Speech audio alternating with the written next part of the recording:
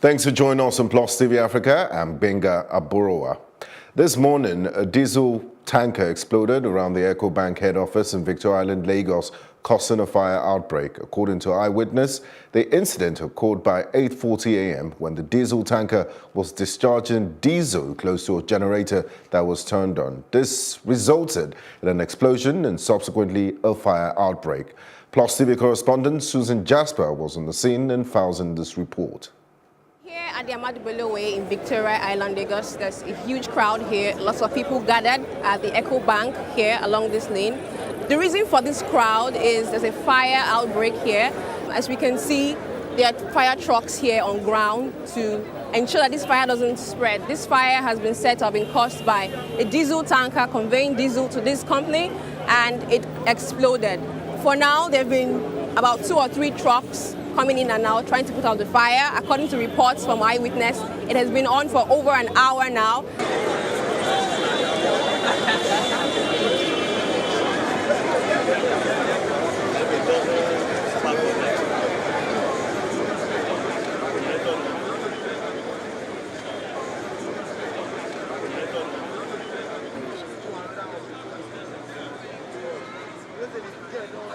If you look right behind me, the flames have been put out.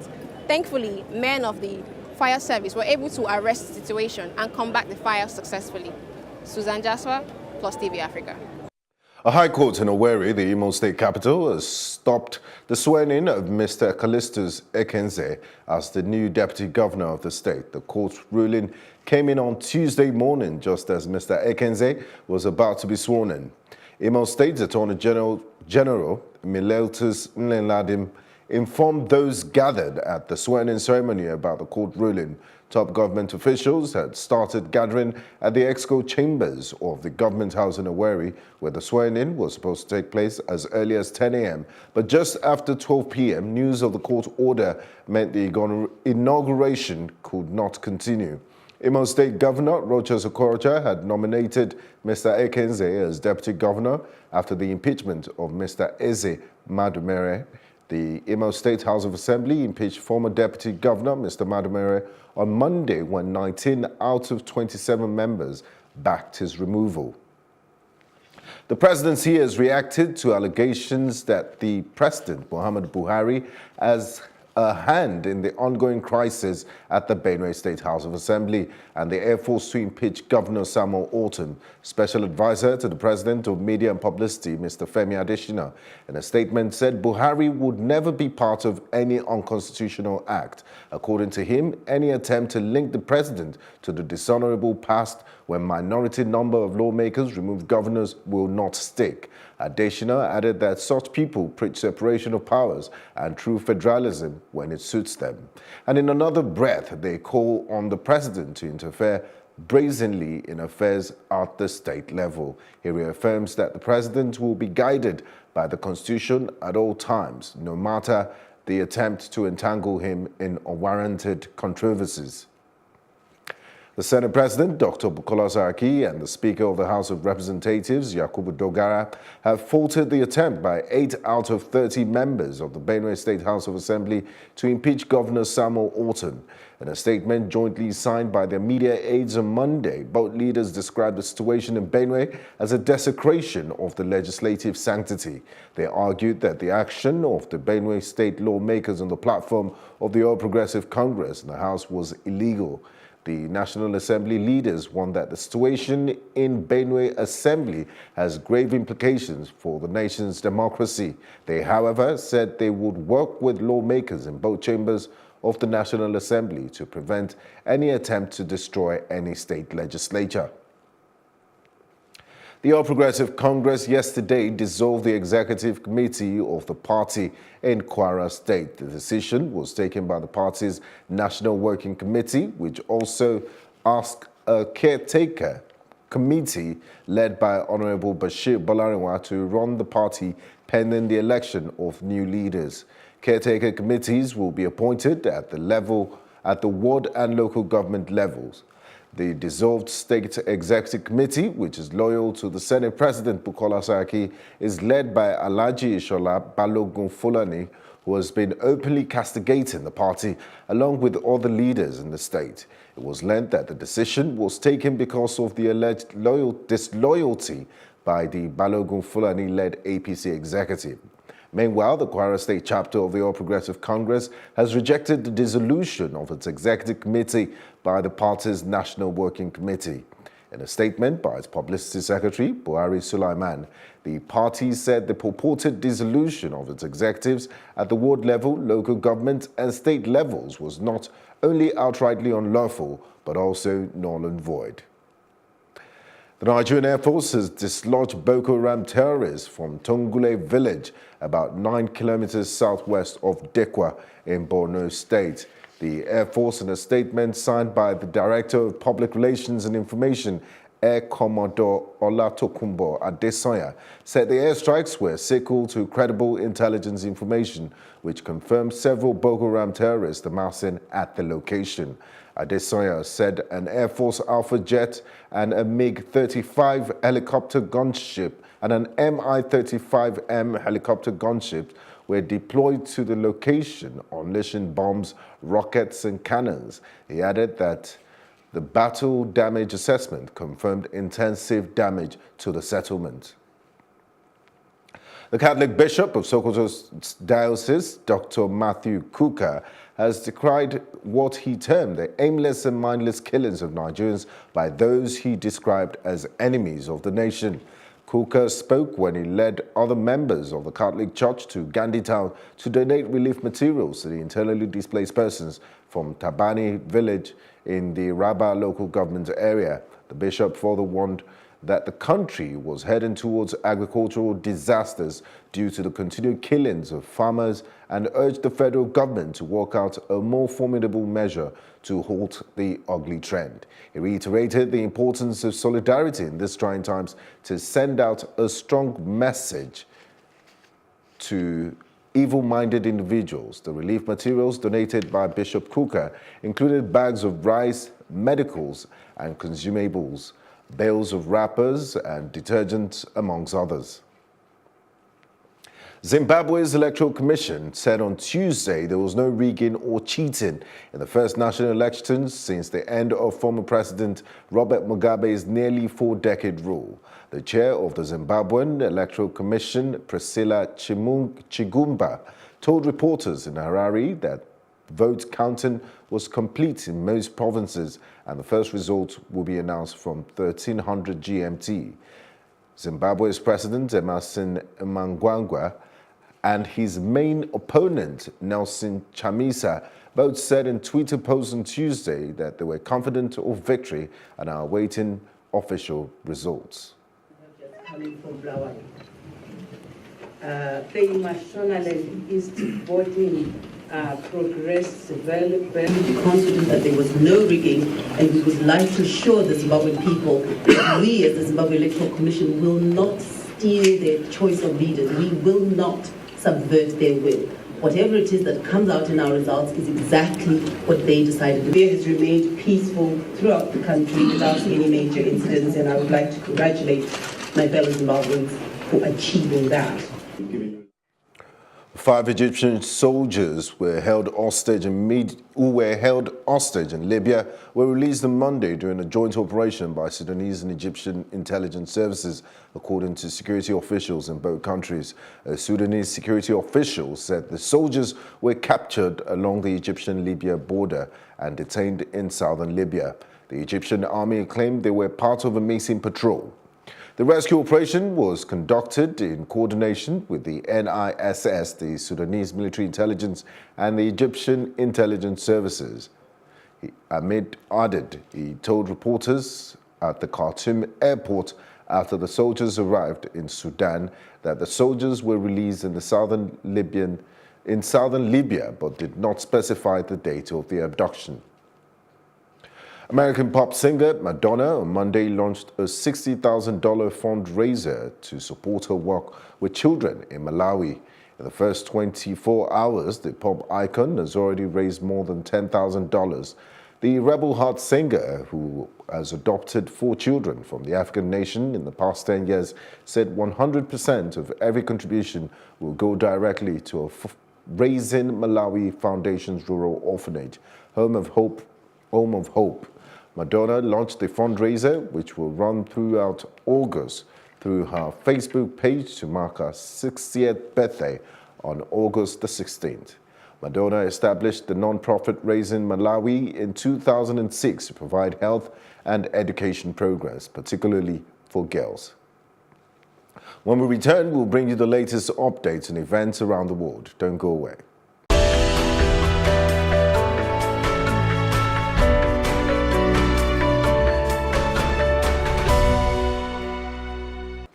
And on the foreign scene, the United Nations Special Envoy for Syria plans talks with Iran, Russia and Turkey in September to start finalizing the composition of the body intended to draft a new Syrian constitution, United Nations spokesman Rael LeBlanc said on Tuesday.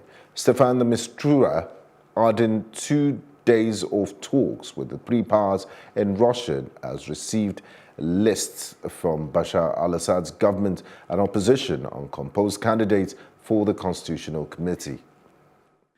The Special Envoy looks forward to holding formal consultations with the Islamic Republic of Iran, the Russian Federation, and the Republic of Turkey very early in September in Geneva in order to begin to finalize the Constitutional Committee. The meeting saw useful exchanges on the composition of the Constitutional Committee in line with the criteria outlined in Resolution 2254 and the Sochi Final Statement, as well as a range of other issues related to the establishment and functioning of a Constitutional Committee. A British man who killed 22 people in a suicide attack in Manchester at the end of a show by US singer Ariana Grande was rescued from the civil war in Libya 3 years before by the British Navy, the Daily Mail has reported. Salman Abedi, born to Libyan parents, was thought to have been on holiday in Libya in August 2014 when fighting broke out and British officials offered to evacuate UK citizens, the Mail said. Abedi and his younger brother Hashim were amongst about 100 British citizens plucked from the coast of Libya and taken on the HMS Enterprise to Malta for a flight home to Britain in August 2014. Security sources quoted by the Mail said that Abedi was not believed to have been radicalized at the time of his rescue. The Manchester bombing on May 22, 2017 was the deadliest of 5 militant attacks in Britain last year. Gunmen stormed a government building in Afghanistan's eastern city of Jalalabad on Tuesday, taking dozens of hostages after a suicide bomber blew himself up at the entrance gate. Officials and witnesses said there was no immediate claim of responsibility, though the Taliban issued a statement denying involvement, and a spate of deadly attacks on the city in recent weeks has been seen as a show of force by the Islamic State militant group. North Korea appears to be building new ballistic missiles despite recent warning ties with the Trump administration, media reports say. Unnamed U.S. officials told the Washington Post that spy satellites had spotted continuing activities at a site that produced ballistic missiles. Reuters news agency quotes an official as saying it is unclear how far the work has gone. But President Donald Trump met North Korean leader Kim Jong-un in June. We'll bring you business news after this. Do stay with us.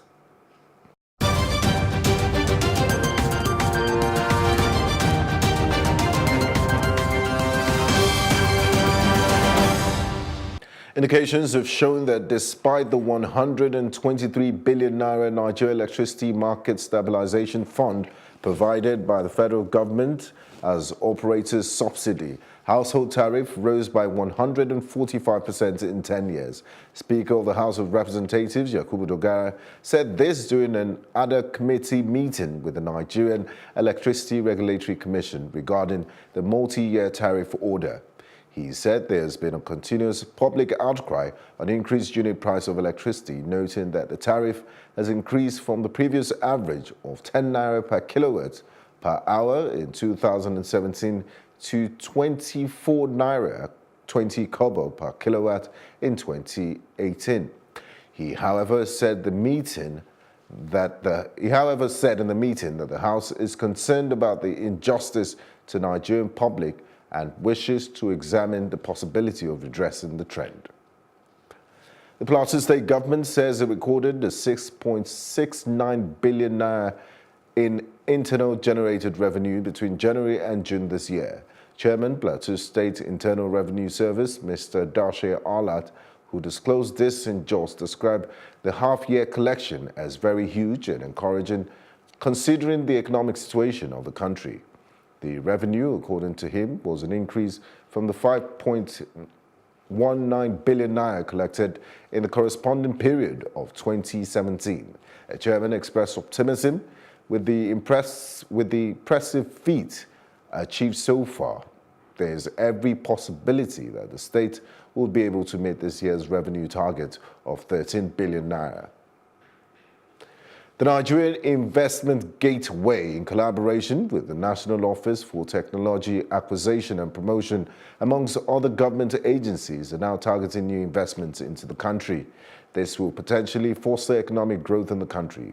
The intended investor countries include the United States, United Kingdom, Thailand, Brazil, South Africa, France, Germany, Spain, Indonesia, and China, according to Chidi Umiano, chairman of NIG, said this in the international symposium held in Abuja, that some of the countries were asked to come to Nigeria and set up factories and transfer their knowledge to Nigerians. He believed that their presence would enable them show Nigerians what they're doing to boost our economy, as he also considered the jobs to be created. Still ahead on Plus TV News is our roundup on entertainment and sports news. We'll be back in a moment.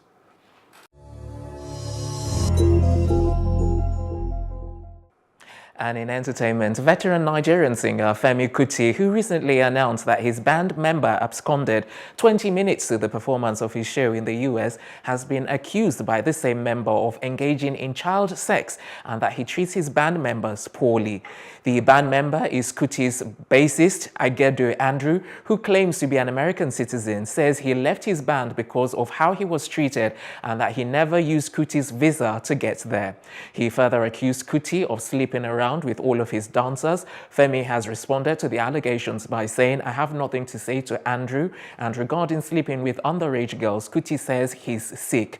"Tonya dances for me. We've been together for over 10 years. We have a daughter together. No secret. It's none of his business."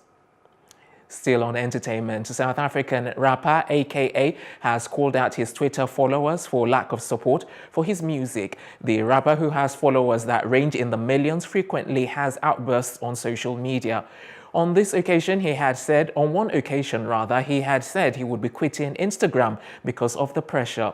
AKA, who recently released his latest album, Touch My Blood, accused his millions of followers for not buying his music. He tweeted, 3.3 million followers and it takes me weeks to get to 40 or 50,000 sales. I'd rather have 40, 50,000 dedicated fans than have 3.2 million fake ones.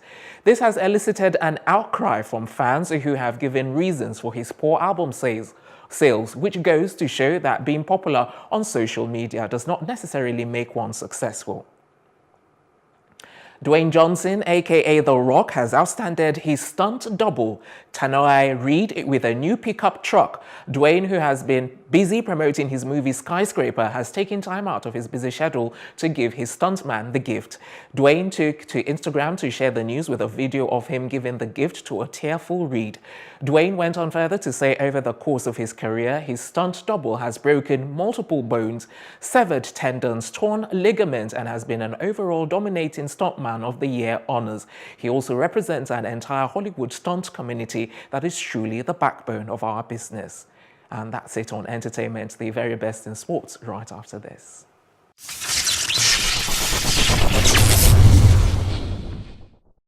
Okay, welcome to Sport Update on Plus TV Africa. I am Udoka Njoku. We're going straight to basketball, talking about the Tigress of Nigeria.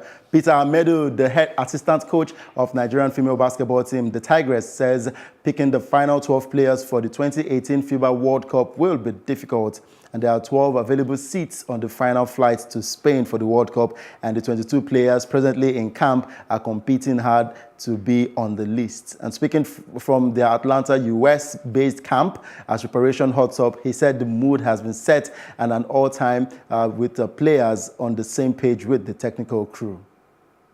I tell you, the mood of the players on a very high side, and the training program has been a very successful one, and the players are competing hard in order to pick a shirt to make it to the second phase of the screening, which eventually will be in Lagos in Nigeria from on the 19th of August. The bulk of the players who went to the Afro basket were all recalled. I tell you, it has been a great one. At the time we played in 2017, I will tell you that most of the players were not actually in a good shape. But with what I have seen here so far, both with the new ones who were called to join the team, the camp took a new dimension. I will hope to pick up the 12 players that are going to represent Nigeria. It has been a difficult one here for us. Great competition from all the players, both the new and the old, are trying to pick up a shirt for the World Championship. He also marveled at the level of match fitness and alertness compared to what the technical crew saw in 2017. He also talked about the duo of Nkechi Akashili and Nkem Akariwe and their visa challenges. The Federation is trying as much as possible to get a visa for them to join the team here in Atlanta, USA. But if not, we're hoping at the time we get back to Nigeria, we are going to have the inclusion of Nkechi Akashili and Nkem Akariwe to give us the opportunity to look at them and to be able to assess them and see if they can make up the team. Paired in Group B alongside Argentina and Turkey, the current African champions will start its World Cup campaign against Australia on Saturday, the 22nd of September. And moving over to transfers and signing players, of course, Liverpool are ready to reward Sadio Mane's outstanding progress with a bumper new contract. And Mane, the Senegal forward, has made giant strides since Liverpool paid £30 million to bring him from Southampton 2 summers ago. He still has 3 years remaining on his current deal and is not actively looking to improve his current terms, which are thought to be close to £100,000 per week.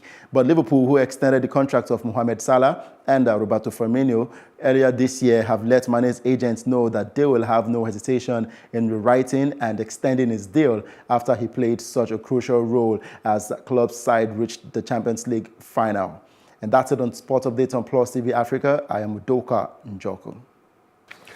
And that's our news roundup of events at this hour. For more news updates, please follow us at Plus TV Africa on Facebook, Twitter and Instagram. And do subscribe to our YouTube page at Plus TV Africa. We'll be back later with more stories making the headlines. Do join us and Benga Aborowa. Have a nice day.